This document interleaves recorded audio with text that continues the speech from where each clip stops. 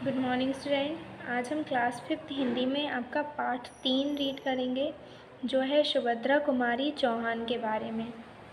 तो जैसा कि हम सब जानते हैं कि हमारे जो स्वतंत्रता सेनानी थे उनमें सुभद्रा कुमारी चौहान की भी महत्वपूर्ण भूमिका थी।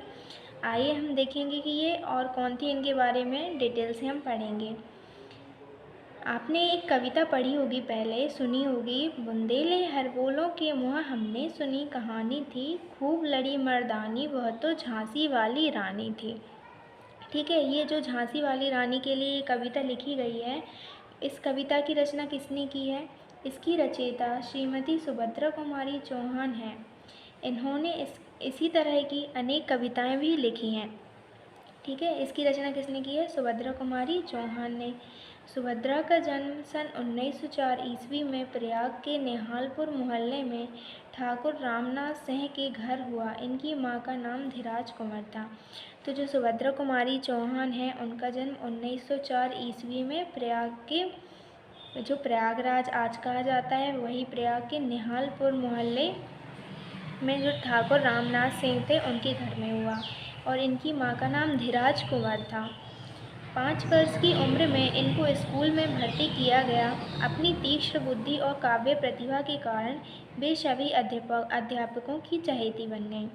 तब ये 5 साल की थी, तब इन्हें स्कूल में इनका एडमिशन कराया गया, और इनकी तेज बुद्धि और काव्य प्रतिभा मीन्स कविता बोलने की प्रतिभा के कारण वे सभी अध्यापकों की चहेती बन गई थी। ये जब 7वीं कक्षा में थी तब इन्हें महादेवी वर्मा की कविताओं के बारे में पता चला और दोनों मित्र हो गईं। तो ये जब 7वीं क्लास में आई तो इन्हीं के साथ में महादेवी वर्मा, जो कि वो भी एक कवित्री हैं, उनकी कविताओं के बारे में पता चला और ये दोनों दोस्त बन गई थी। इनकी मित्रता जीवन पर्यंत बनी रही, और जो पूरी ज़िंदगी है इनकी वो मित्रता चलती रही। इनका विवाह खंडवा निवासी वकील लक्ष्मण सिंह चौहान के साथ हुआ। इसी समय जलियांवाला बाग कांड हुआ। इस कांड से सारे देश में अंग्रेज़ों के प्रति रोष की लहर फैल गई। तो इनका विवाह किससे हुआ था? खंडवा के निवासी से हुआ था, जो थे लक्ष्मण सिंह चौहान। और जब इनकी शादी हुई थी तभी जलियांवाला बाग कांड भी हुआ था।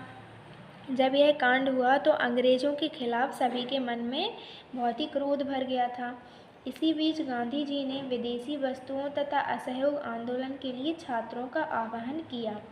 और इसी समय क्या हुआ था, गांधी जी जो थे उनने असहयोग आंदोलन भी छेड़ा था और विदेशी वस्तुओं को त्यागने की बात की थी।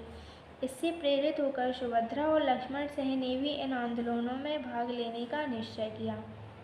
इससे प्रेरित होकर जो सुभद्रा सिंह चौहान थी और उनके जो हस्बैंड थे लक्ष्मण सिंह, उनने भी इस आंदोलन में भाग लिया। सुभद्रा कुमारी चौहान ने राष्ट्रीय आंदोलनों में जी जान से योगदान दिया। उनके भाषण बहुत जोशीले होते थे तथा वे बीच बीच में कविताएं भी सुनाती थीं। तो जो सुभद्रा कुमारी चौहान थी उनने उस आंदोलन में, राष्ट्रीय आंदोलन में भाग भी लिया था, जी जान से अपना योगदान भी दिया था। उनके जो भाषण होते थे वो बहुत ही जोशीले होते थे और उन भाषणों के बीच बीच में वो कविताएं भी सुनाया करती थी। विजयनी माँ के वीर पुत्र पाप से असहयोग ले ठान, गुंजर डालें स्वराज की तान और सब हो जाएं बलिदान। जब वो आंदोलन में उनने भाग लिया था तब इस तरीके की कविताएं वो बीच बीच में पढ़ती थी, जिससे सभी लोगों में उत्साह की भावना का विकास होता था। बड़ी संख्या में लोग उन्हें सुनने आते थे। एक बार अंग्रेज़ सरकार ने उन्हें गिरफ्तार कर लिया। तब वे गर्भवती थीं, फिर भी उन्होंने जेल के कष्ट सहे, जिससे उनकी तबीयत खराब होती गई।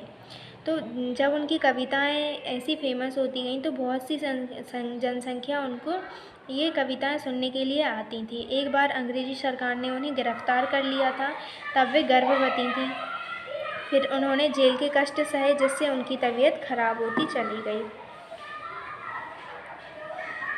सत्याग्रह की समाप्ति के बाद बेटी सुधा का जन्म हुआ। उसके बाद अजय एवं विजय 2 पुत्रों का जन्म भी हुआ।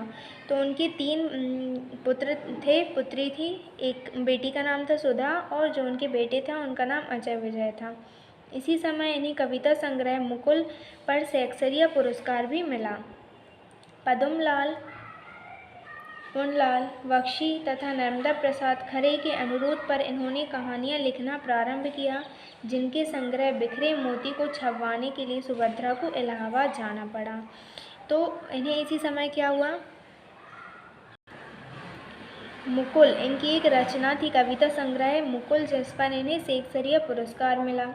ठीक है, और फिर इन्हें पद्मलाल इन लोगों ने क्या किया, कहानियाँ लिखने के लिए प्रोत्साहित किया, जिसके बाद इन्होंने अपनी कहानी लिखी। बिखरे मोती को छपवाने के लिए इनको इलाहाबाद जाना पड़ा था। इस संग्रह पर इनको पुनः शेक्सपियर पुरस्कार मिला। इसी समय वहाँ नरेंद्र शर्मा, केदारनाथ अग्रवाल और शमशेर बहादुर सिंह ने इनका संपर्क हुआ, जो इनको मौसी कहा करते थे। ठीक है, यहाँ वो बहुत सारे लोगों से भी मिली। सुभद्रा जब भी इलाहाबाद जाती अपनी बाल सखी महादेवी वर्मा से अवश्य मिलती थी। उनसे मिलकर उनका बचपन साकार होता था। जब भी वो वहाँ जाती थी इलाहाबाद, तो वो अपनी बचपन की सहेली किससे मिलती थी, महादेवी वर्मा से भी मिलती थी। असहयोग आंदोलन समाप्त होने पर सुभद्रा समाज के सेवा के कार्यों में भाग लेने लगी तथा पुनः उन्हें कविताएं लिखने लगी, किंतु कविताएं घरेलू जीवन से संबंधित होती या बच्चों के लिए अधिक होती थी। तो उनने असहयोग आंदोलन के बाद बहुत सारी कविताएं लिखी जो केवल बच्चों और घरेलू जीवन पर आधारित थीं। जैसे मैं बचपन को बुला रही थी, बोल उठी बिटिया मेरी, माँ ओ कहकर बुला रही थी, मिट्टी खाकर आई थी, कुछ मुँह में कुछ लिए हाथ में, मुझे खिलाने लाई थी। इसके अलावा और भी हैं, जैसे यह कदम का पेड़ अगर माँ होता यमुना तीरे, मैं भी उस पर बैठ कन्हैया बनता धीरे धीरे। तो बचपन और घरेलू जीवन से संबंधित इनकी कविताएं लिखी। सन 1936 में ये मध्य प्रदेश असेंबली की जबलपुर महिला सुरक्षित सीट से विधानसभा सदस्य निर्वाचित हुई। ठीक है, तो 1936 में क्या हुआ, जबलपुर महिला सुरक्षित सीट से इनको विधानसभा का सदस्य चुना गया।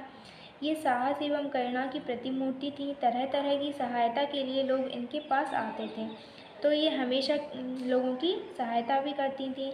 इन्होंने एक अनाथ बालिका को भी अपने यहाँ आश्रय प्रदान किया। इनकी बेटी सुधा का विवाह प्रेमचंद्र के बेटे अमृत राय से हुआ। तो इन्हें अपनी बेटी का विवाह अमृत राय से किया था, जो कि प्रेमचंद के बेटे थे।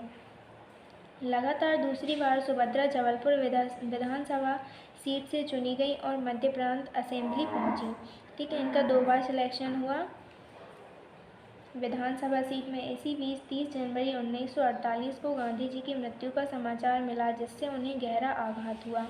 वे टूट सी गईं। शायद उन्हें अपनी मृत्यु का पूर्व भी आभास हो गया था, इसलिए मृत्यु के 3-4 दिन पहले उन्होंने अपनी बेटी सुधा से कहा था, मृत्यु के सत्य को भला कौन टाल सकता है। नागपुर में शिक्षा विभाग की बैठक से लौटते समय सन 1948 ईस्वी में इस अमर कवयित्री और कर्मठ स्वतंत्रता सेनानी की कार दुर्घटना में मृत्यु हो गई।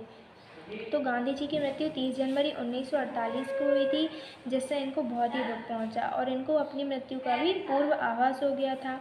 1948 में नागपुर शिक्षा विभाग से लौटते समय इनकी एक्सीडेंट में डेथ हो गई थी।